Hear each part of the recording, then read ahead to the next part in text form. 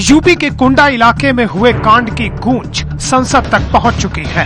UP की सरकार को कोई ठीक जवाब नहीं सूझ पा रहा है और यूपी की पुलिस है कि घटना का ब्यौरा दे पाने में अब तक नाकाम है।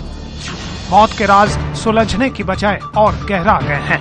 सवाल बरकरार है कि आखिर डीएसपी जियाउल हक के साथ क्या हुआ था। शनिवार की शाम 6:30 बजे से रात 10 बजे के बीच हुआ क्या था।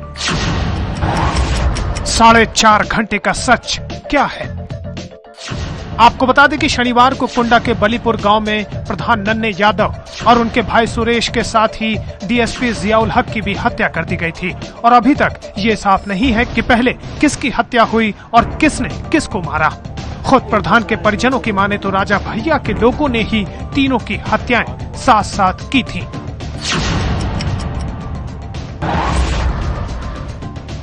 रात में ये गांव वाले थे, इनसे भी पूछ लिया जाए कि हम किसी के ऊपर अटैक हुए हैं कुछ हुए। हम सिर्फ औरतें और हमारे घर के जो बच्चे थे ये बेहोश हो गए थे, रो रहे थे। हम इनको चुप करा रहे तो वहीं पर बैठे हुए थे। हमने यहाँ पर पुलिस आई थी ही नहीं। हमारे जो बड़े हमसे थे वो उधर पड़े हुए थे, सीओ साहब उसके आगे पड़े हुए थे। अब हम लोग तो इनके साथ थे, अब हम लोग किसको बताएं किसने मारा क्या किया। हम लोग तो उन्हीं को कहेंगे कि हमारे दुश्मनी अगर हमारे बड़े वाले भाई को मारा तो उनको भी उन्हीं ने मार कर गया।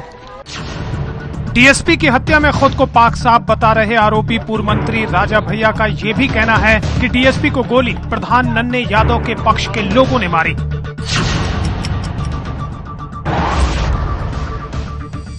इधर से जो है फायरिंग की गई पुलिस के द्वारा, वो लगी है प्रधान के भाई को और इसके बाद एकदम जैसे ही प्रधान के भाई को गोली लगी है पूरा गांव उत्तेजित हो गया और उसने पूरे पुलिस बल के ऊपर एक तरह से हमला बोल दिया। जिन लोगों का नाम डाला गया है वो प्रमाण है इस चीज का कि वो वहां नहीं थे, यहां थे। उस परिवार का सबसे बड़ा अहित किया है जिन लोगों ने सलाह देकर के इन नामों को शामिल करवाया। राजा भैया पर ही डीएसपी की पत्नी परवीन ने षड्यंत्र रचने का केस दर्ज करवाया है और उनकी गिरफ्तारी की मांग की है। परवीन के मुताबिक हत्या के लिए गहरा षड्यंत्र रचा गया था।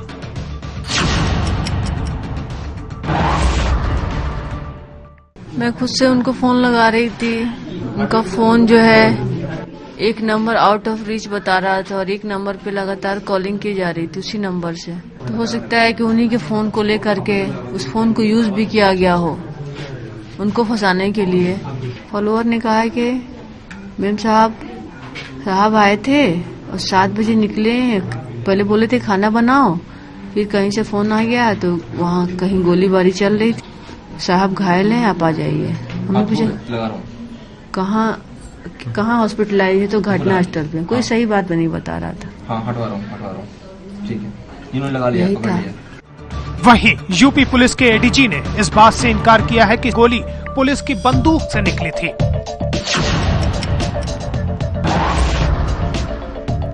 सीओ साहब की हत्या जिस उससे हुई है, चूंकि बुलेट जो है वो आर पार हो गया है इसलिए बोर अभी एस्टैब्लिश नहीं हो रहा था। इसीलिए जो है वो हम बुलेट को ढूंढने का प्रयास कर रहे हैं ताकि हम वो एस्टैब्लिश कर पाए कि किस शस्त्र का उपयोग किया गया है, ताकि ये क्लियर हो कि वो प्रोहिबिटेड बोर है, नॉन प्रोहिबिटेड बोर है, पुलिस के पास होता है या नहीं होता है। सबसे पहले क्राइम एस्टैब्लिश करना पड़ता है कि क्राइम किसने किया।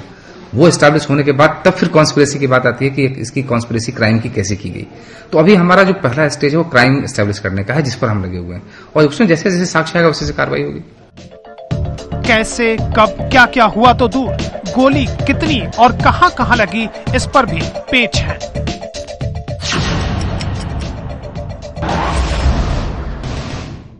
प्रधान के परिवार वालों की तरफ से भी गोली चली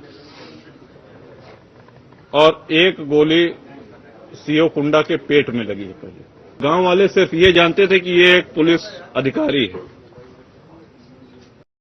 उनको शायद ये भी जानकारी न हो कि ये इंस्पेक्टर हैं कि एसआई हैं कि एसओ हैं या सीओ हैं। ये पहचान उनको नहीं रही होगी।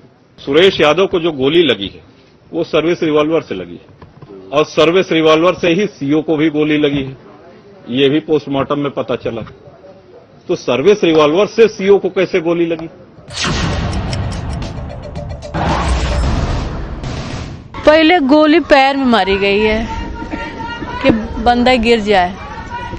पैंट उठा के मारी गई है। पैंट में छेद नहीं था, इस हड्डी पे। दोनों एकदम कोई शार्प शूटर है। 300 की भीड़ होगी, चाहे जितनी भीड़ होगी, तो गोली कहीं स्पेशली यहाँ क्यों लगेगी? और वो गोली उनको सीने में लगी है।